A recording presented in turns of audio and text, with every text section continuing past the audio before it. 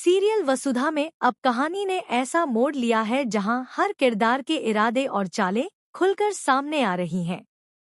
भंवर सिंह अब अविनाश पर पूरी तरह से दबाव बना चुका है। उसने अविनाश को बंदूक की नोक पर धमकी दी है कि अगर उसने अपनी मासा वसुधा से कुछ जरूरी कागजों पर चंद्रकांत सिंह चौहान के नाम से दस्तखत नहीं करवाए तो उसे सीधे जेल भिजवा दिया जाएगा। अविनाश साफ इनकार कर देता है क्योंकि उसे अच्छी तरह पता है कि वसुधा कभी बिना पढ़े किसी भी पेपर पर साइन नहीं करती। भंवर सिंह यह सुनकर और भी उग्र हो जाता है और कहता है कि ठीक है, फिर तुम्हारी माँ तुम्हें जेल में देखकर ही संतोष करेंगी। इधर करिश्मा अपनी चालों के साथ मेघा की अस्थियां लेकर घर आती है और परिवार को उकसाने की कोशिश करती है, लेकिन पूरा परिवार एकजुट होकर उसका विरोध करता है और उसे घर से बाहर निकाल देता है। अपमानित करिश्मा टूट चुकी है, रोती है, शराब पीती है और तब भंवर सिंह से मिलती है, जो उसे ताना मारता है कि उसका सारा प्लान बर्बाद हो गया क्योंकि वह और दिव्या मूर्खता कर बैठे।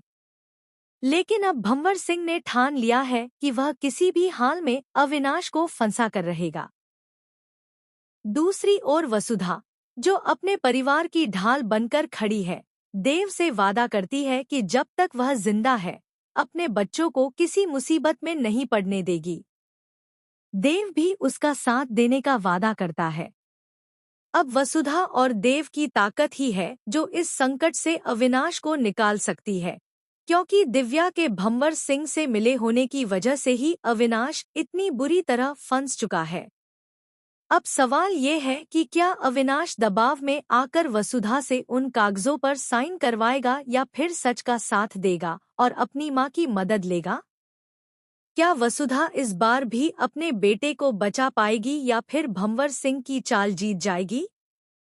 कहानी में हर मोड़ पर सस्पेंस, इमोशन और संघर्ष बढ़ता जा रहा है और दर्शक अब यही देखना चाहते हैं कि क्या इस बार भी वसुधा अपने सिद्धांतों पर अडिग रहकर पूरे परिवार को टूटने से बचा पाएगी या नहीं।